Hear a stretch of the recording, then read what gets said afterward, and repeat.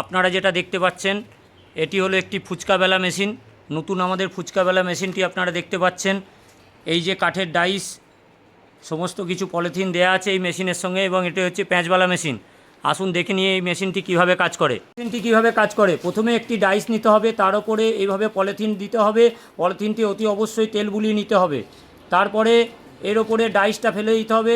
এই ডাইসটিতে দেখুন ফুটো করা আছে, এতে গোল্লাগুলো সাজিয়ে নিতে হবে। গোল্লাগুলো সাজিয়ে নেওয়ার পর ডাইসটিকে সরিয়ে দিতে হবে।